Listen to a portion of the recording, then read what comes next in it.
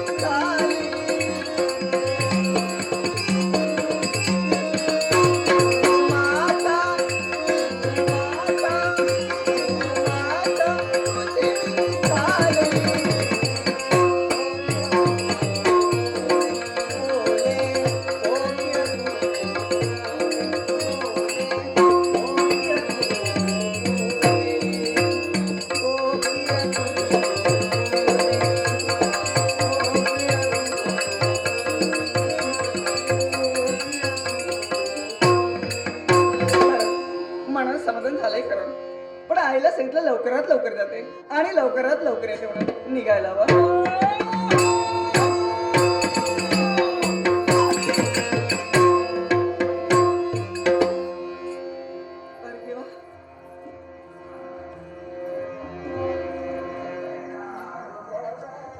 नशीब समज.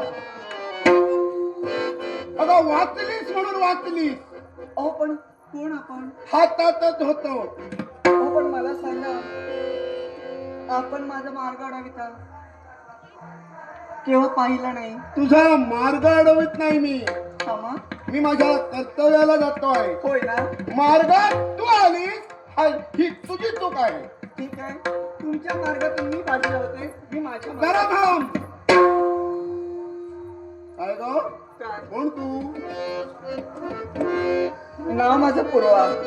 मी नाव विचारतो. पूर्वीचं काही सांगायचं नाही, आताच काय ते सांग. मी माझं पूर्वीचं कशाला विचारलं? मी पूर्वीचं काय ते? माझं नावच सांगितलं. नाव माझं पूर्वा म्हणून. नाव काय? पूर्वा. नाव काय?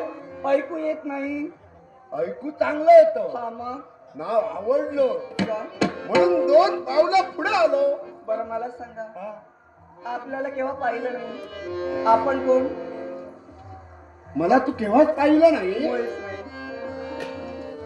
प्रथमच पाहतेस. हा जणू कुणाचा काय जन्म झाला पाहता फोन वाजतीस तर. हा नाव माझं ताम्रासूर असं आहे.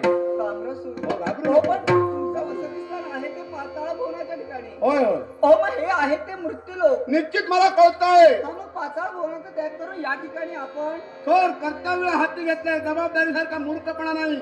आणि ज्याची जबाबदारी पूर्ण केली त्याच्यासारखा शहाणा कुणी नाही. म्हणजे तुम्ही तुमच्या कर्तव्यासाठी घेतलेली जबाबदारी पूर्ण करण्याच्या उद्देशाने मृत्यूलोकात फिरतोय. म्हणजे तुम्ही तुमच्या कर्तव्यासाठी इथं आला, होय होय मार्ग मोकळा जाऊ शकता. जाणारच आहे मी, थांबतोय कुठं. पण एकांतवासात हा मार्गात तुझी माझी ग्रंथिका झाली हा म्हणून तुला मी थांबविलं आहे. हा हा काय ग नाव काय म्हणालीस? पूर्वा. हा अगं हे पूर्वा, पूर्वा बोला. तुझी माझी ओळखी झाली. हा माझा परिचय मी तुला करून दिला, तुझी ओळखी तू करून दिली. हा पण ही झालेली ओळखी आयुष्याच्या अंतापर्यंत राहावी असं तुला वाटत नाही? हे पहा, काय तुम्ही कोण याच्याशी माझं देणं घेणं सुद्धा नाही, कुठून आलात त्याच्याशी सुद्धा देणं घेणं नाही, पण ओळखी झाली केव्हा तरी ओळखीचा हात दाखवू मला जरा थांब. तू थांब, तू इथं राहा असं मी मुळीच म्हणणार नाही. ओ पण मला का थांबविता? एक प्रश्न होता प्रश्न नाही, इथं आल्यानंतरच तो निर्माण झाला म्हणून विचारतोय. विचारू, तुझी हरकत नसेल तर विचारणार. तुमचा प्रश्न योग्य असेल, हं. उत्तर निश्चित मिळेल. जो मी प्रश्न विचारणार हा तो माझ्या मतानं निश्चितच योग्य आहे. होय ना? होय. विचारा. विचारू.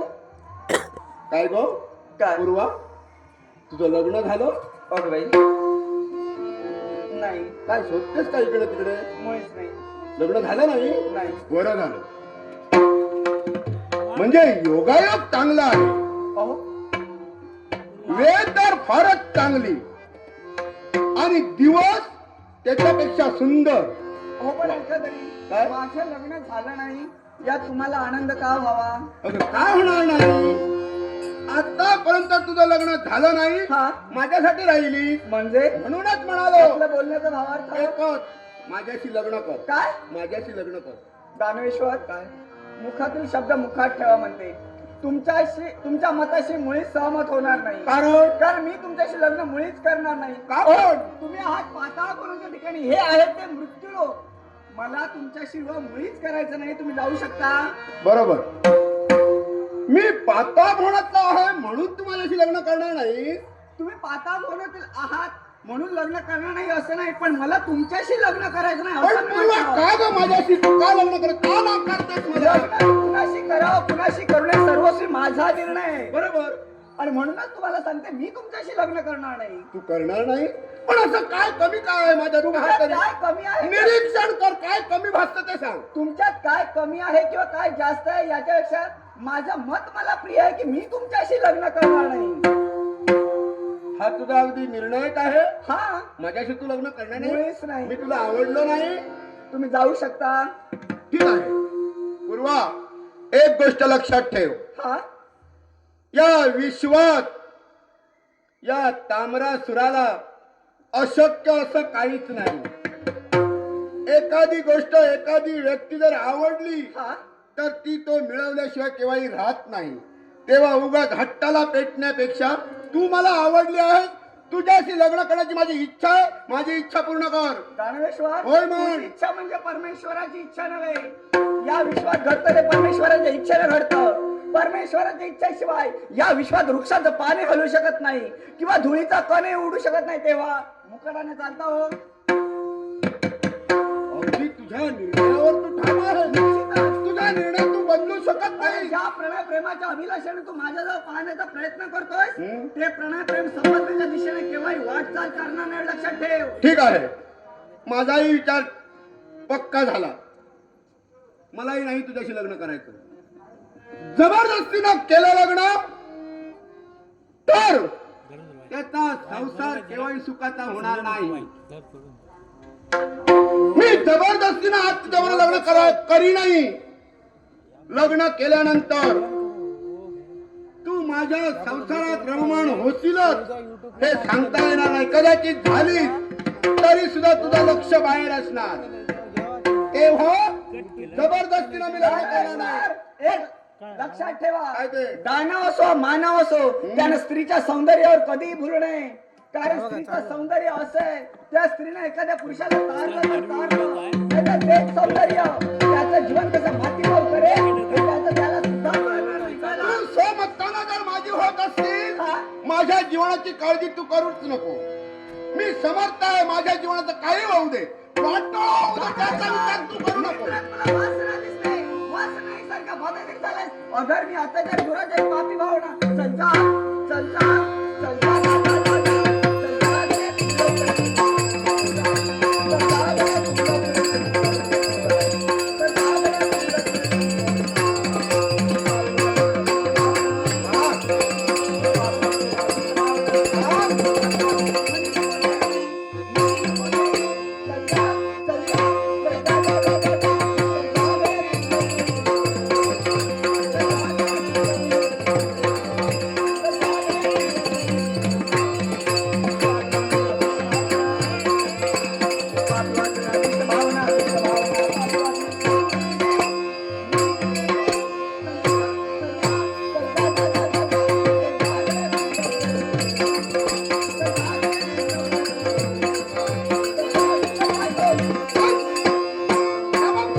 आता आणि ती अत्याचार जबरदस्ती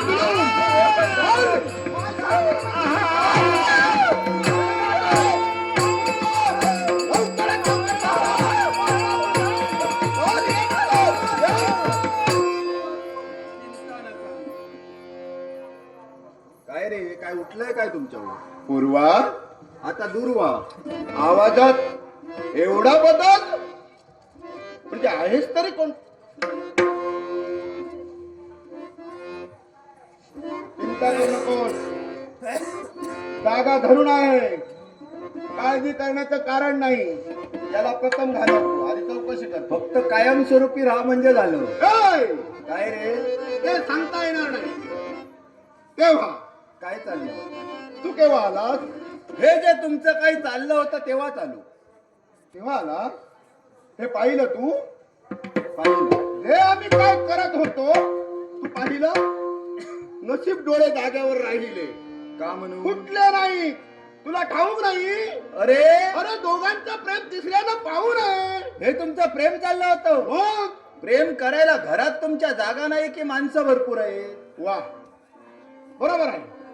माणसं, माझ्या घरात माणसं पुष्कळ आहे आणि जागा म्हणशील तर अमाप आहे. नाही, हे का विचारलं? का? प्रेम प्रत्येकानं जरूर करावं, पण समाजाचा विचार करून समाजाची बंधनं पाळून जे प्रेम केलं जातं त्याला संस्कार म्हणतात. आणि असं येणाऱ्या जाणाऱ्याच्या मार्गावर उघड्यावर करतात त्याला निर्लज्ज म्हणतात. तुम्ही कोण? सांगणार ऐक. ए, घरात प्रेम केलं हवी तशी मजा येत नाही, म्हणून म्हटलं उघड्यावर प्रेम तरी करून पाहूया. म्हणजे मजा मारला रे तुम्ही. मग कुणाच्या क्षणिक सुखासाठी काय होईना, आनंद घ्यायचाच असतो पण माणसाला. काय रे, काय? स्वतःचा आत्मसन्मान गहाण ठेवून स्वतःला स्वतःचा आत्मसन्मान गहाण ठेवून स्वतःच्या मुखानं स्वतःला निर्लज्ज म्हणवणारा कोण रे तू? ए, नाव माझं ऐकायचं आहे. धनुकुला ज्याचा जन्म झाला पाचता भोण वस्तीस्थान. नाव माझं ताम्रासूर. नाव तुझा ताम्रासूर, पाताळ भुवनाच्या ठिकाणी वस्तीस्थान. काय रे दानवेश्वर, तू कोण रे? तुझ्या जवळ पाहिल्यानंतर तू पाताळातला निश्चितच आहे. तू कोण? पण हिच्या जवळ पाहिल्यानंतर ही मृत्यू लोकातील दिसते. ती असू दे, ती कुठली असू दे, तुझं नाव सांग आधी. कामरूप नगरीचा युवराज, नाव माझं कीर्ती ध्वज. कीर्ती, वा, ना कीर्ती दिसते आहे. तुझ्याजवळ पाहिल्यानंतर कीर्ती तुझी बरीच दिसते आहे. हा, बोल, पुढे बोल. ही नाही. मृत्यू लोकातील. आता मी मृत्यू लोकात आहे आणि नाही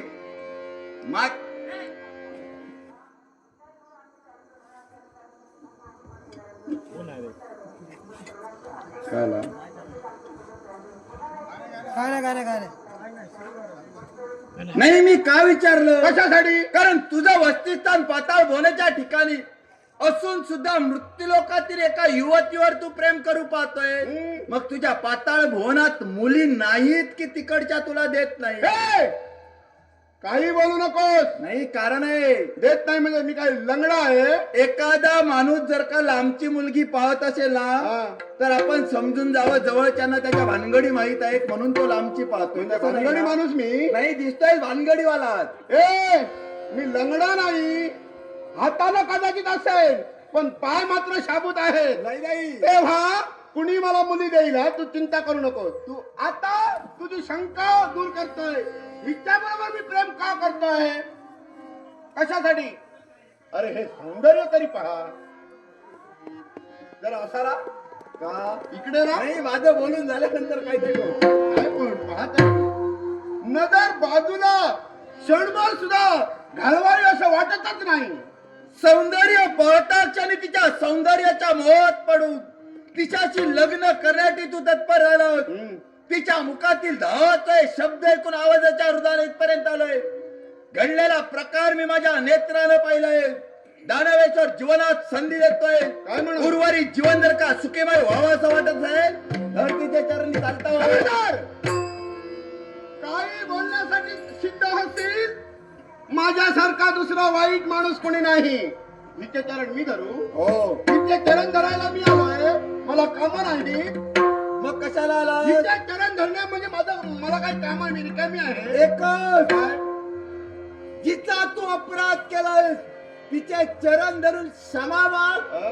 नपेक्षा मरणे निश्चितच आहे. खबरदार! जगण्या मरण्याचा विचार तू करत बस. मी जीवनात केव्हा केला नाही. मरणाला मी केव्हा घाबरत नाही. उद्याचं मरण या क्षणी येऊ देत आणि मला स्वर्गाची पायरी चढेल. पण हाती घेतलेलं कर्तव्य मात्र अपुरं केव्हा ठेवत नाही. दानवेश्वर हे मृत्यूलोक आहे. या मृत्यूलोकाच्या ठिकाणी संस्कार मानव राहतात. व्यक्ती कुणाच्याही घरातील असू द्या. वृद्धांचा सांभाळ बालकांचा संगोपन आणि स्त्रियांचा सन्मान करणारे मानव आम्ही. आणि एका स्त्रीच्या इब्रतीवर घाला घालण्याचा प्रयत्न जर का तुझ्या जीवनात तोड करत असतील तुझ्या हातपणात ओढावून घेतो एवढं लक्षात ठेव. ए दारे!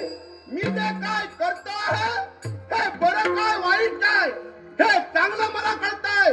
जे मी करतोय ते माझ्या मताला योग्य आहे. मध्यंतरी तू येऊ नको. क्षणिक सुखाच्या अनिवार्य लालसेनं तुझं जीवन पापी बनले आणि जर का त्या पापी जीवना विवेकाचा पायबंद घातला नसतील तर तुझ्या जीवनाचा शेवट करू तुला दारे कोणत्या जणांना मारतोय? जगाच्या आड काढण्याची तुझी हिंमत असेल ही तुझी स्वप्नाची स्वप्न करणार मला मारू शकत नाही. वाऱ्यावर वार करून वादळ निर्माण करण्यातला मी नव्हे. जेवढा वक्तव्याचा भोगताय तेवढा कृतीचा मूर्तिवत शास्त्रा तुझ्या समोर आहे. मग आता मला प्रत्यक्षाला प्रमाण नको. तुझ्या पराक्रमाची अनुभवणी करायची आहे. किती करशील वेड्या भरोसा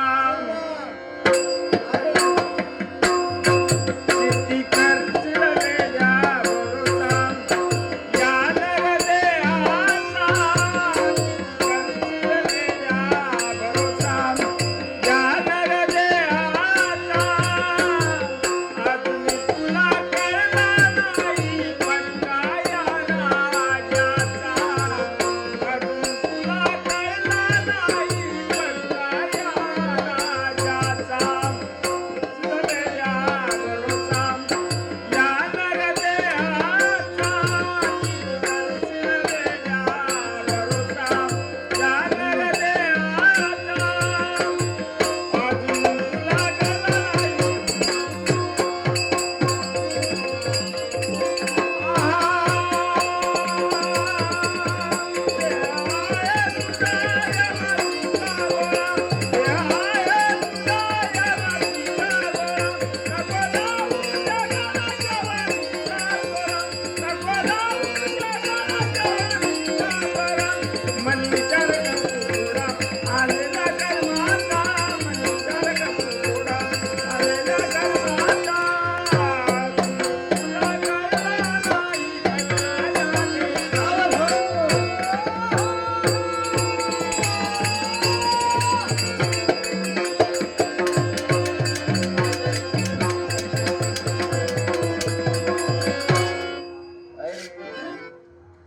पराक्रमाच्या वल्गना केल्याची संघर्ष मध्यंतरी थांबितच मरणाच्या भीतीनं की प्राणाच्या आशेनं.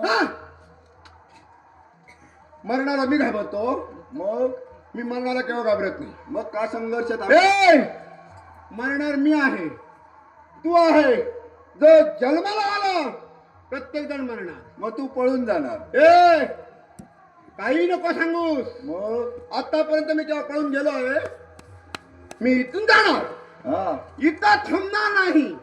इथून आपण पळून जाणार नाही, स्वतःच्या पायानं चालत जाणार. चालत जा नपेक्षा सरपटत जा. जाणार आहे निश्चित. सरपट जायला कोण मी? काय सांगता येत नाही. मायावी दानव ए तरी सरपटत जाल. युद्ध का थांबिलो? युद्ध थांबण्याचं कारण एकच. का?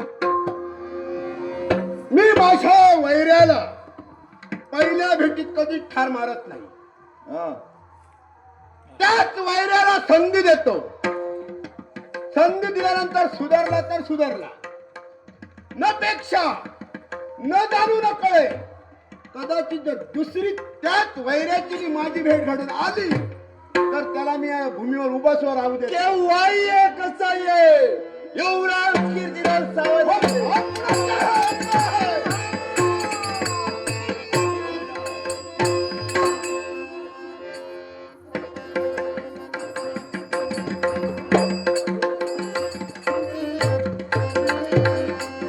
तो परमेश्वर आपल्याला सदैव सुख देव.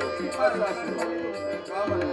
कारण तुम्ही इथं आला नसता तर त्या दानवेश्वरानं माझं काय केलं असतं याची मी कल्पना सुद्धा नाही करू शकत. हो अशा वेळी मी वेळेच्या आधी हजर असतो. आजच नेमका उशीर झाला. का हो आपल्या देहाला शोधणं कामरूप नगरीचा युवराज.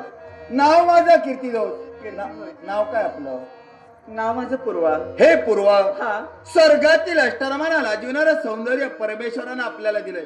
अशा एकट्या फिरू नका. का याला कारण आहे, कारण सांप्रतच्या परिस्थितीत पाहिलं ना तर मुलांच्या तुलनेत मुलींची संख्या जरा कमी आहे.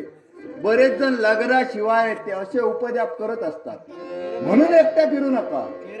नाही पण तुमच्यासारखी देवमाणसं विश्वाच्या ठिकाणी आहेत ना, तोपर्यंत आमच्यासारख्या स्त्रियांना भीती नाहीये. हो प्रत्येक वेळी आमच्यावर का देव माणूस येईल हे सांगता येत नाही नाही. पण मी काय म्हणते, या उपकाराची परतफेड म्हणून मला तुम्हाला काहीतरी द्यायचंय. हो तुमचं जे मी संरक्षण केलं ते उपकार म्हणून नव्हे.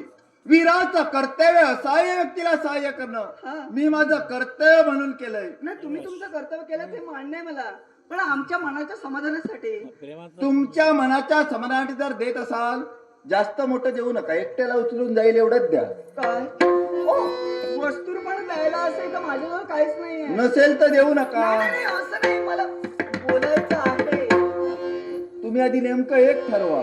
तुम्हाला द्यायचंय, बोलायचंय की सांगायचंय? सांगायचंय. मग जे काय असेल ते निसंकोचपणे सांगा. पण समजा मी तुम्हाला काही विचारलं तर राग येणार नाही ना? मला सहसा राग येत नाही आणि आलेला राग लवकर जात नाही.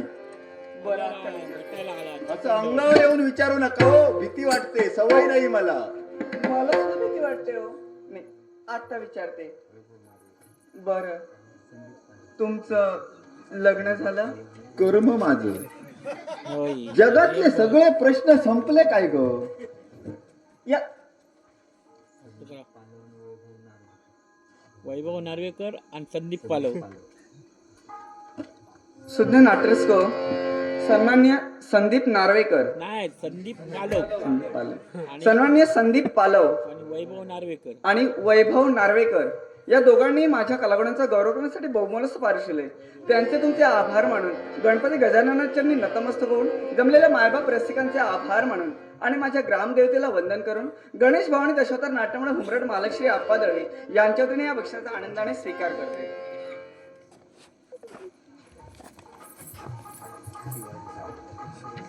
शिवाजी सावंत. तसेच नाट्यरसिको सन्मान्य शिवाजी सावंत. सन्मान्य शिवाजी सावंत यांनी देखील माझ्या कलागुणांचा गौरव करण्यासाठी बहुमोल स्पर्श केले. त्यांचे तुमचे आभार मानून या देखील बक्षिसाचा मी आनंदाने स्वीकार करते. काय ग? काय जगातले सगळे प्रश्न संपले की का? विचारून विचारतेस ते लग्न झालं काय अहो म्हणून? पण मी या चुकीचं काय विचारलं? नाही बरोबर विचारलं. लग्न झालंय माझं. का? जगानं जिथं गुणगौरव करावाशी सद्गुणी मी माझ्या पत्नीचं वर्णन करतोय. तू तुझी वस्त्र कशाला पाडते? मी कुठे काय केलं? एवढंच नव्हे तर माझी पत्नी सदोदित माझ्या समवेत असते. का? ज्या ज्या ठिकाणी मी जाईन त्या त्या ठिकाणी माझ्या बरोबर. ओ जिथं जाता तिथे घेऊन जाता. एकटा फिरतच नाही मी. ती सुद्धा घरी थांबत नाही. नाही, माझ्याशिवाय राहतच नाही तू. तुमच्या समोर इथं सुद्धा घेऊन होय आला. का? कुठे?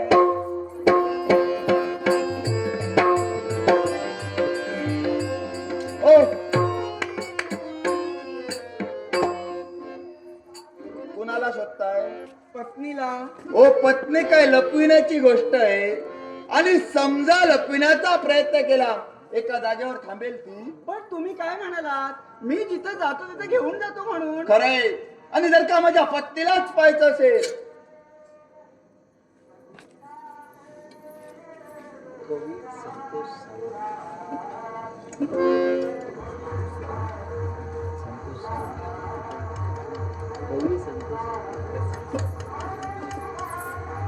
नाट्यस्क सन्माननीय कवी संतोषजी सावंत, सन्माननीय कवी संतोषजी सावंत यांच्याकडून माझ्या कलागुणांचा गौरव करण्यासाठी बहुमोल पारिश आलोय.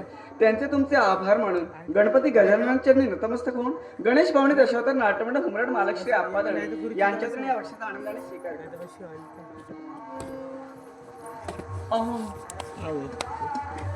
ओके. पण हिच्याशी तुम्ही लग्न केलात? क्षात्र कुलात माझा जन्म झालाय. क्षत्रियाची प्रथम पत्नी म्हणजे ही रणरागिरी. म्हणजे युद्ध प्रसंगी सहाय्य करते हीच माझ्या समोर येत असते. म्हणजे एका स्त्रीशी तुमचा विवाह झालेला नाही? नाही. बरं झालं. ए, काय? कविरा, आता तुझं संरक्षण केलं तेव्हा म्हणजे गुणगान गात होते. असे तुम्ही तसे तुम्ही हे तुम्ही ते तुम्ही, आणि लग्न झालं ते बरं झालं. तुम्ही किती बोला, ही दूर ठेवा, भीती वाटते. हल्ली शब्दापेक्षा शस्त्रच जास्त हो, पण चालतात. भीती वाटते. अहो, म्हणजे तुमचं एका स्त्रीशी लग्न झालेलं नाहीये? अद्यापपर्यंत नाही झालं. समजा एखादी सुंदर तरुणी तुमच्या आयुष्यात आली तर तुम्ही लग्न करणार नाहीत का? अशी जर का तरुणी आयुष्यात आली असती, एवढ्यात लग्न झालं असतं. तेव्हा तर सोडून द्या हो. आता म्हणते. आता हा. संशय मला तुझ्या बाबतीत येतोय. काय? तुझा लग्न जमविण्याचा व्यवसाय वगैरे नाही ना? हो, काही का बोलताय? कारण एवढी चौकशी तेच करतात. बाकी सगळे नातेवाईक लग्न कधी करणार म्हणून विचारते. आमच्या जवळ मुलगी आहे म्हणून कोणी सांगत नाही. हो, असं नाही, सहज विचारलं. समजा अशी तर तरी पण संशय घेऊनच आलीस की काय? हो, आता या ठिकाणी अहो, काय गं? तिथं तुझ्या माझ्या व्यतिरिक्त तिसरी व्यक्ती कुणीही नाही. एवढं कळतं ना, हो, म्हणून अजून लग्न झालं नाही. माझं लग्न व्हायचं त्या उद्या. भविष्यात जर का माझं लग्न ठरलं असेल, प्रथम निमंत्रण तुला देणार. लग्नाला अगत्येने येताना अहेर आणू नको. आला माझ्या हाकेसाठी आणि झाल्या भेटी. कोण, केव्हा, कुठे, कधी? अरे, गेला नाही? जात होतो, पण जरा भास होऊ लागले मला म्हणून पुनश्च मागे येत होतो. ओ, मी नाही थांबवलं. नाही ना? नाही. तू नाही ना? ओ, गेला नाही. कधीतरी दिसलो, हात दाखव मला, ओळखीचा येतोय. आला माझ्या हाकेसाठी आणि झाल्या भेटी. खोटं बोलतो. जन्मोजन्मीच्या या गाठी. हेच इशारे मला समजत नाही. बहुतेक म्हणून माझं लग्न राहिलंय. सख सजनारे मन मोहनारे,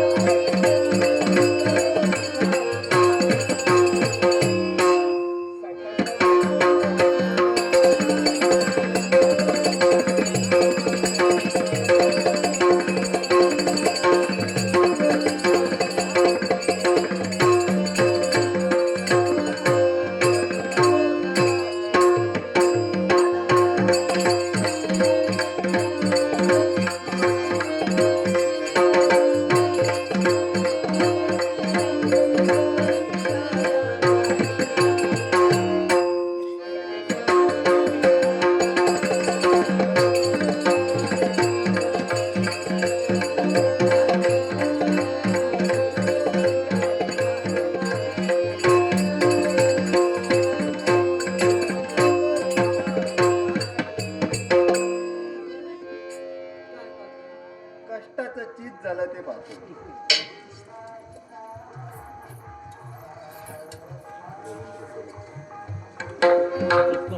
सुज्ञ नाट्यस्क सन्माननीय रवींद्र परब यांनी देखील माझ्या कलावडांचा गौरव करण्यासाठी 100 रुपयाचं बहुमूल्य स्पर्श दिलंय. सन्माननीय रवींद्र परब यांचे आभार मानून जमलेल्या मायबाप रसिकांचे आभार मानून या देखील बक्षाचा आनंदाने स्वीकार केला. हे नाव सांग, व्यवस्थित सांग.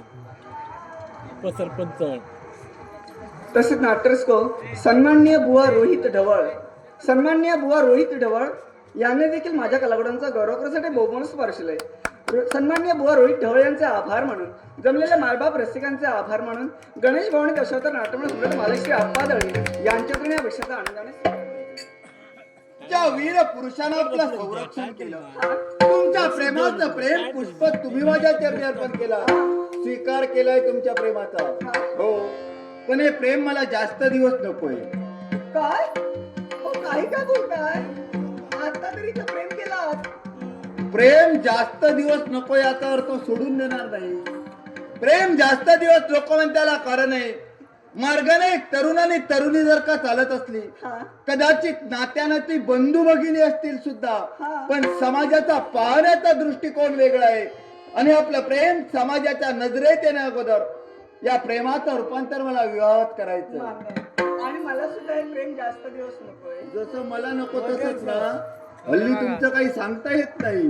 अहो म्हणजे काय करायला बोलत राहा का? माझ्या आई बाबांना मला पसंत करायला लागलं. म्हणजे माता त्यांची अनुमती घेऊन आपण लग्न करायला हवं. म्हणजे माता पित्यांची अनुमती घेऊन काही कालावधीसाठी अरण्याच्या ठिकाणी तुम्ही आला होता. मग लवकरात लवकर तुमच्या माता पित्यांपर्यंत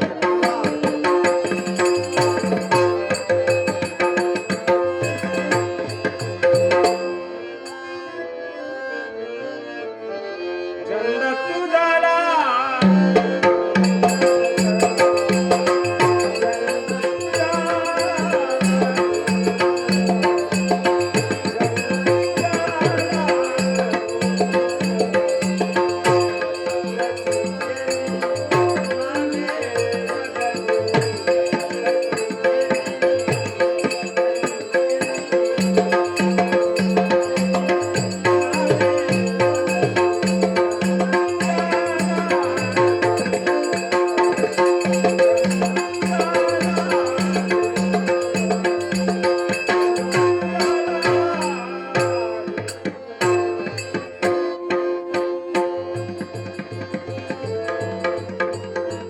तुम्हाला काही कळतं? काय झालं? तुम्हाला काही कळतं का? आपण रागवतात का? कारण आहे त्याला. एकुलती एक मुलगी, आता योगी त्या वयात आले, लग्न करायचंय. आणि असं असताना मला विचारल्या वाचून आपल्या मुलीला तुम्ही शोभा पाहण्यासाठी अरण्यात पाठवून कसं दिलं? तर मुलीची इच्छा कुणी पूर्ण करायची असते? सुहासिनी, आई बापाने पूर्ण करायची असते. मुला मुलींच्या इच्छा आई बापाने पूर्ण करायच्या असतात. मी नाही असं म्हणत नाही, पण प्रत्येक इच्छेला काहीतरी मर्यादा असते. आता ही अरण्यात निघून गेले, मैत्रिणी बरोबरही असतील, पण अरण्यात गेल्याच्या तर एखादा संकट, एखादा व्याघ्र आला, एखादा शिव आला, आणखी काही प्रकार घडला, मग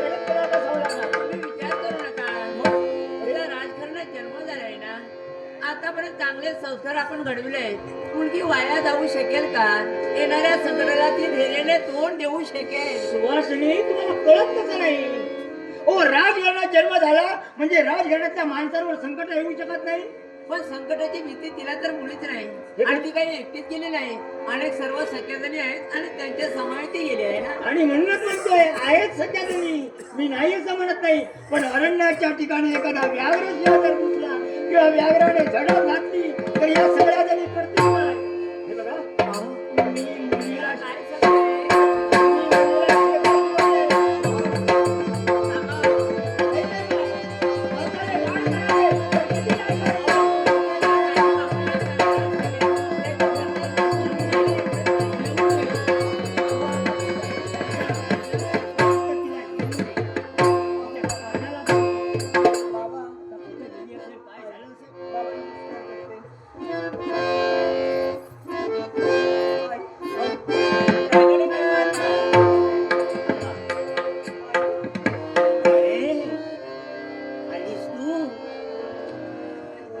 आलीस? कुठे गेली होतीस?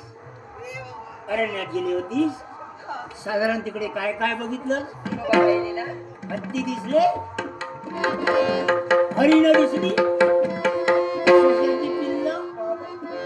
की वेगवेगळे पशु पक्षी? किती प्रश्न विचारतात तुम्ही? नाही मौज करायला गेली होती, शोभा बघायला गेली होती. शोभा पाहतो सगळ्या क्षमा वरील एवढ्या मोठ्या घंटाट करण्यात जाताना मला विसरायचं वाटलं नाही. एक दिवस कधी राजदरबारी येत नाही. जर काही तुला हवं असेल, काही मागायचं असेल, कुठं जायचं असेल, आईला विचारते. आईने नाही म्हटलं की रडायला सुरुवात करते. मग तुझ्या डोळ्यातले अश्रू बघितले की पाजर फुटतो हिच्या हृदयाला. बाबा क्षमा करा हो मला. कसली क्षमा? ओ बाबा मी तुम्हाला सांगण्याआधी येणारच होते. मग घोडं अडलं कुठे? नाही मी आले तेवढे मैत्रिणी हाका मारत होते. हा म्हणजे माझ्या संमतीपेक्षा मैत्रिणींची इच्छा मोठी वाटली. बाबा आई म्हणाली जा म्हणून लगबगीने गेले मी. आणि म्हणून तुम्हाला विचारलं नाही. बाबा क्षमा करा हो मला. हे बघ मी तुझ्यावर रागवतोय, तो खरोखर रागवत नाही, कारण तू आमची एकुलती एक मुलगी आहेस. मी प्रेमाबाई बोलतोय, कारण आपल्या मुलीचा जीव जर कुठे धोक्यात पडला, काही प्रसंग निर्माण झाला, काही अडथळे निर्माण झाले तर आई बापाला रडावं लागतं. सुज्ञ नाट्यस्को सन्मान्य अभिषेक मसूरकर, सन्मान्य अभिषेक मसूरकर यांनी माझ्या कलागुणांचं गौरव करण्यासाठी बहुमोल स्पर्शलंय. सन्मान्य अभिषेक मसूरकर यांचे आभार म्हणून या देखील बक्षाचा आनंदाने स्वीकार करताय. आणि या काळजीपूर्वक बोलतोय समजलं ना. तेव्हा आता परत जर कुठं जायचं झालं असेल, आता मी ते काही नाही, आता लवकरात लवकर हिच्यासाठी चांगला असा वर पाहणं आणि लग्न करून मोकळं व्हायचं. ओ बाबा लग्नाची घाई करायला नाहीतर सुरुवात काय? केली. ओ बाबा मी आईच्या आठवणी तिथे गेले, पण तिथे काय प्रकार घडला माहितीये? प्रकार ओ बाबा आगळा आणि वेगळा प्रकार. काय घडलं? काय मी तिथे गेले आणि माझ्या साऱ्या मैत्रिणी कुठच्या कुठे निघून गेल्या. बघितलं ना? आई मला एकटीला ऐन प्रसंगी मैत्रिणी हिला तिथं सोडून निघून गेल्या. आता गेलेल्या वाटेनं मुलगी परत आली म्हणून ठीक, आणि वाट चुकली असती, कुठं तरी भरकटली असती, आम्ही शोधणार होतो कुठं. मी त्यांना हाता सुद्धा दिल्या, पण त्यांनी काही होऊ दिलं नाही. लक्षात दिला नाही. काय म्हणाले आपण इथं आलोय ना, आपण आपल्या मनाचं समाधान करायला हवं. आणि म्हणून अरण्याची वनशोभा पाहण्याबाबत अंध झाले मी. मोठं झाडच केलं. एवढं काही काय घडलं माहितीये काय झालं? बाबा? ओ पाताळ भुवनाचा दानवेश्वर, ज्ञानेश्वर नाव त्याचं ताम्रासूर. काय झालं? ओ बाबा अगड गंमती हो. ओ माझ्यापर्यंत आला. तुझ्या समोर उभा आहे आणि मग पुढे काय? बाबा आणि त्यानं माझ्या लग्नाची मागणी केली. तुला जवळ मग पुढे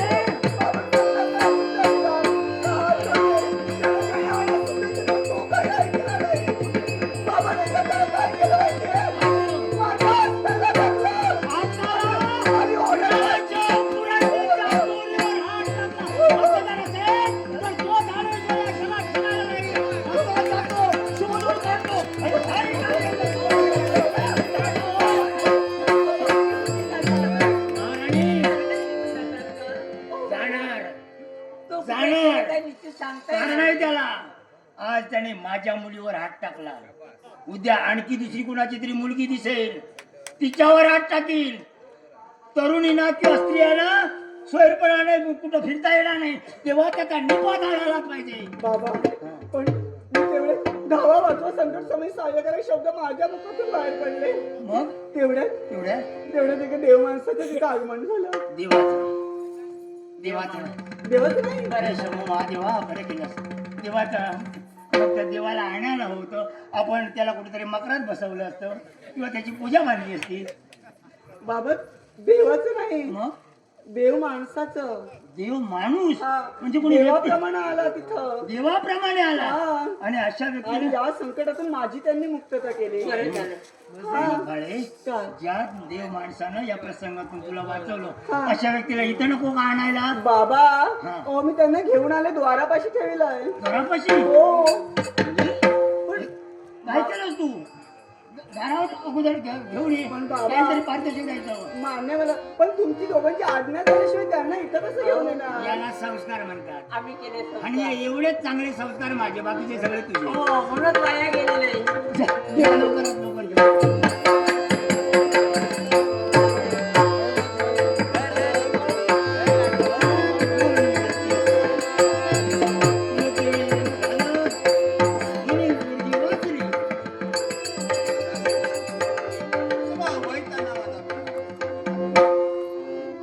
आयुष्यमान आशीर्वाद. यशवंत तुमचा आशीर्वाद मिळाला, मनाला समाधान वाटलं. नाटस्कोर सन्माननीय विजय ढवण. सन्माननीय विजय ढवण यांनी देखील माझ्या कलावंताचा गौरव करण्यासाठी बहुमोल पारसले. सन्माननीय विजय ढवण यांचे आभार मानून, जमलेल्या मायबाप रसिकांचे आभार मानून, ग्रामदेवता दशावतार नाट्य गणेश भवन दशावतार नाट्यमंडळ हुमरट मालक श्री आप्पा दळे यांच्याकडून या वर्षाचा आनंदाने स्वीकार. मॅट्रेस हो, सन्मान्य अभिषेक मसूरकर. अभिषेक मसूरकर यांनी माझ्या कलागुणाचा गौरवाकडे बहुमोल पारितोषिक दिले. ज्यांनी दिले ते सन्मान्य अभिषेक मसूरकर यांच्यावरून जमलेल्या नाटरसिकांचे आभार मानून माझ्या घरानंतर करून गणेश भवानी दशावतार नाट्यमंडळ उमरट मालक श्री आप्पा दळे या कंपनीचे स्वीकार करतो. युवराज, एकंदरीत जर आपल्याजवळ पाहिलं असेल तर कोणत्या तरी राजघराण्यात तुमचा जन्म झाला. आज ऐन वेळी जर तुम्ही तिथे गेला नसतात तर आमची एकुलती एक मुलगी त्या ज्ञानेश्वराने तिथं काय केलं तर याची कल्पना सुद्धा करता येत नाही. राजे, या काशी नगरीच्या बाजूला असणारी कामरूप नगरी आणि त्या कामरूप नगरीचा युवराज मी नाव माझा कीर्तिध्वज. तुमच्या कन्येच्या मुखातील धावत्वाय शब्द ऐकून आवाजाच्या हृदयानं गेलो. घडलेला प्रकार नेत्राला पहिल्याने संकट मुक्त हिला मी केली. खरोखर आम्ही तुम्हाला धन्यवाद देतो. पण ज्या अर्थी माझ्या मुलीच्या कायेचं शिलाचं आमच्या अमृतं रक्षण तुम्ही केलं आणि म्हणून आम्ही ठरवलं आज तुमच्या पराक्रमावर आम्ही एवढे खुश झालो कारण माझ्या मुलीला जिथं तुम्ही वाचवली. मग आणखी आम्हाला अपेक्षा वेगळंच आहे काय तेव्हा आम्ही आमच्या मनाने ठरवलं की तुम्हाला काहीतरी आम्ही पारितोषिक देणार. राजे क्षमा करा, काय तुम्ही काहीतरी पारितोषिक द्यायला अपेक्षेला मी तुमच्या कन्येचं संरक्षण केलं नाही. असहाय्य व्यक्तीला सहाय्य करणं वीराचा धर्म आहे आणि ते धर्म जोपासण्यासाठी मी तत्पर झालो. युवराज, हे तुमचं कर्तव्य जरी तुम्ही केलं तरी सुद्धा ज्याने आमच्यावर उपकार केले त्याला काहीतरी भेट वस्तू छोटी मोठी बक्षिसे दिलंच पाहिजे. तेव्हा तुम्ही काही बोलायचं नाही. जे आम्ही देणार ते तुम्ही घ्यायला हवं. कळलं ना? महाराणी साधारण त्यांना काय पारितोषिक देऊया? हा काय बोला बोला. सुवर्णाचा रथ दिला तर उत्तम, अतिउत्तम. युवराज, आमच्या महाराणीने सुचवलं की या तुम्ही केलेल्या कामगिरीबद्दल तुम्हाला पारितोषिक म्हणून सुवर्णाचा रथ दिला तरी चालेल. राजे, सोन्या चांदीचे रथ पुष्कळ आमच्या राज्यात आहे. रथाची कमतरताच नाही. म्हणजे सुवर्णाचा रथ तुम्हाला नको? सुवर्णाचा रथ नको, चांदीचा रथ नको. चांदीचा नको, मग एखाद्या सुवर्णाची पालखी. ओ, हिऱ्या माणिक मोत्यांनी सजविलेली पालखी आमच्या जवळ आहे. कधीतरी आला तर बसून फिरवेन त्याच्यातून. बघूया कधी वेळ येते ती. वेळ काढून या. ठीक आहे. म्हणजे पालखी नको, सुवर्णाची, सोन्याचा रथ नको. कसा नको? ते नको.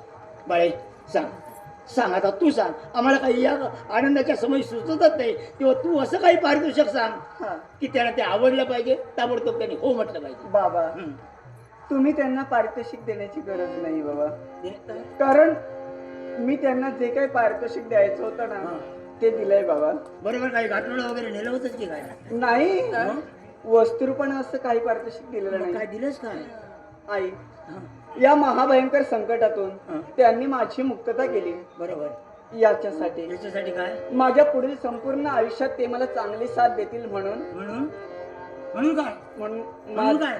माझं प्रणय प्रेम मी त्यांच्या चरणी अर्पण केलं.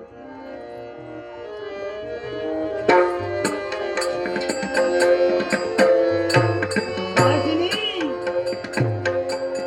हे संस्कार तुमचे, वाया गेलेच नाही. हे संस्कार तुमचे. आई बाबाला न विचारता आपली संकटातून मुक्तता केली म्हणून मुलीनं जीवन पुष्पच अर्पण केलं. अहो, मुलगीचा अहो, प्रश्न या आहे ना. महाभयंकर संकटात त्यांनी स्वतःचा विचार केला नाही. माझी त्यातून त्यांनी मुक्तता केली. म्हणजे माझ्या पुढील आयुष्यात ते मला चांगली साथ देतील हा आत्मविश्वास भाव मला आहे. पण बाबा तरी सुद्धा काय?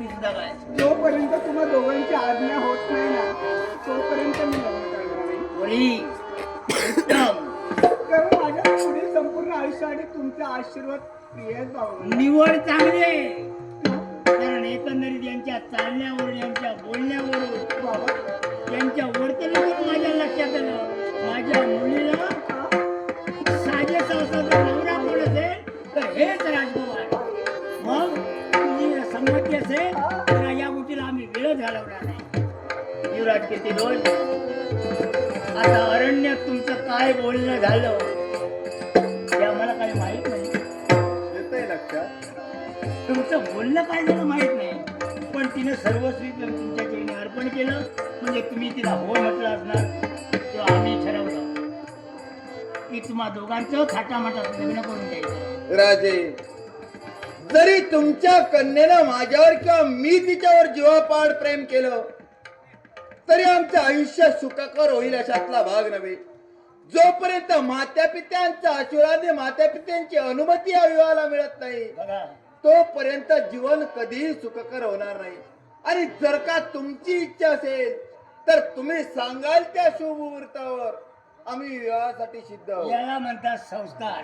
मग युवराज, शुभ कार्याला वेळ लावायचा नसतो. उद्याच्या मुहूर्तावर हा लग्नविधी पार पडायचा.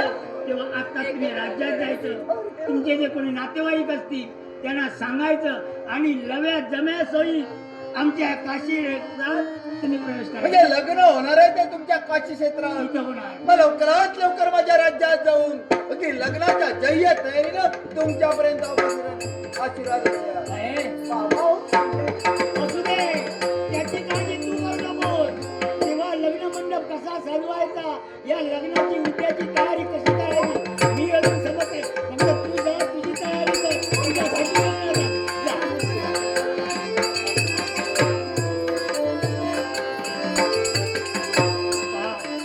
माणसाच्या जीवनात एकदा योगायोग आला ना, एकदा कुठल्या गोष्टीचा योगायोग आला की वेळच लागत अहो, नाही. इतक्यात चांगली होती ना. शोधून सापडणार नाही असं आपल्या मुलीला उघड मिळालं. तेव्हा आपल्याला पुढच्या तयारीला जायला पाहिजे. या माझ्या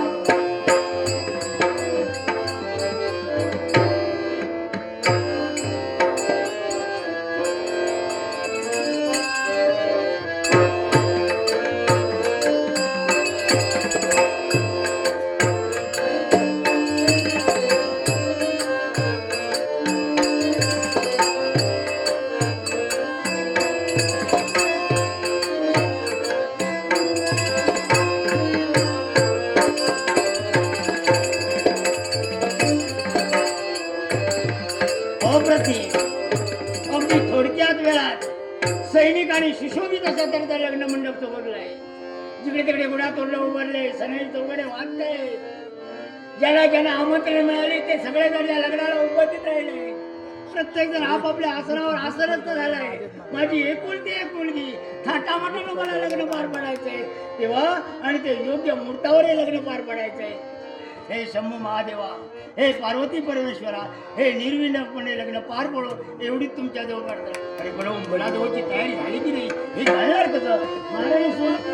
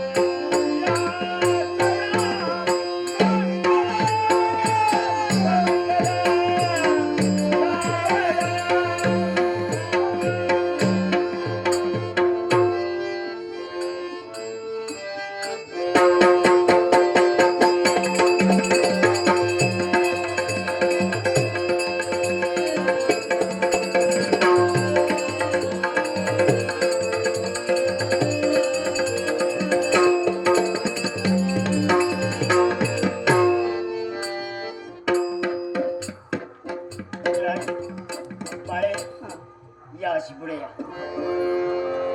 कारण एक शास्त्र आधार आहे. वधूवरांचं लग्न झालं की त्याने ध्रुव ताऱ्याचं दर्शन घ्यायला हवं. तेव्हा ही उत्तर दिशा आणि उत्तर दिशेला असणारा तो ध्रुव तारा उभय त्यानं ध्रुव ताऱ्याचं दर्शन घ्या.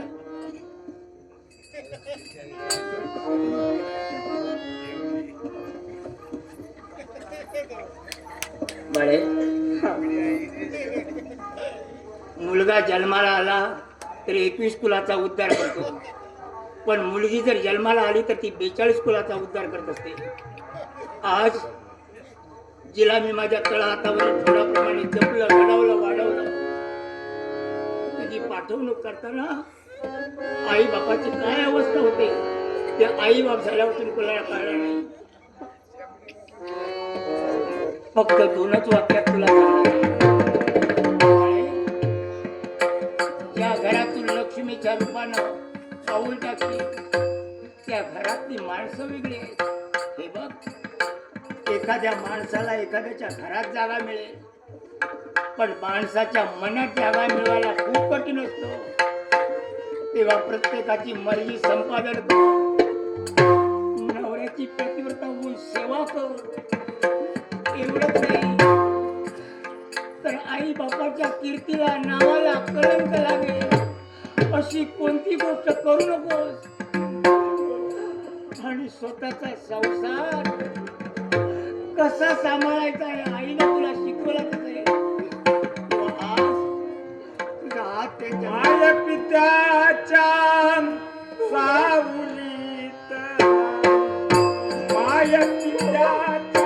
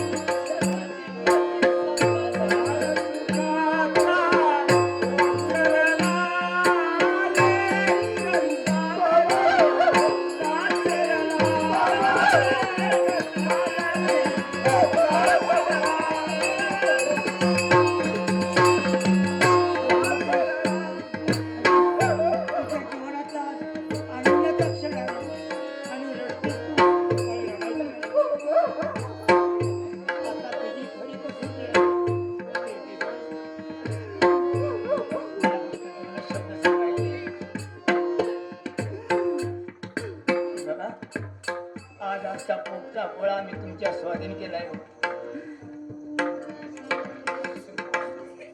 तळातावरी ढोराप्रमाणे तिला जपलं आम्ही. आणि आज तुमच्या घरातील लक्ष्मीच्या पावलानं पाऊल टाकणार आहे, प्रवेश करणार आहे. किती दिवस माझी मुलगी अल्लड आहे. अजून परक्या माणसात कसं वावरायचं, काय करायचं तिला काही कळत नाही.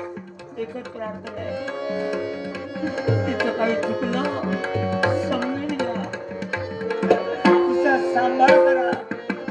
तुम्हाला काही कमी पडलं आम्ही तुम्हाला देऊ, पण आयुष्याच्या अंतापर्यंत आपल्या ग्रहलक्ष्मीचा सांभाळ करा. फक्त मला विश्वासाने शब्द द्या. तुम्ही शब्द दिलात फक्त या बापाच्या मनातून समाधान होईल. राजे, चिंता करू नका. एका आई बापानं ज्या मुलीला लहानाची मोठी केली तिचा विवाह करून सासरी पाठवत असते, आई बापाच्या हृदयाला काय दुःख होतं ते फक्त एक आई बापच जाणू शकतो. एक युवती आई बापाच्या खुशीकोलात जन्म घेते, आयुष्याच्या अर्ध्यावर परपुरुषावर विश्वास ठेवून त्याचा पती म्हणून स्वीकार करून पती घरी निघून जाते. जिनं आई बापाचा त्याग करून नवऱ्याच्या घरात प्रवेश केलाय ना, त्या नवऱ्यानंच नव्हे तर त्या घरातील प्रत्येक व्यक्तीनं त्या युवतीचा सन्मानच करायला हवाय. तुमच्या कन्येला तुम्ही लाड लढवात, प्रेमात वाढिलात, किंबहुना त्याच्यापेक्षा जास्त प्रेमात मी तिला वाढवीन. तिच्या नेत्रात केव्हाही अश्रू येऊ देणार नाही, हा माझा शब्द आहे. आपल्याला चिंता करू नका. आयुष्याच्या अंत आपण या शब्दाचं पालन करा, एवढीच कळकळीची विनंती आहे.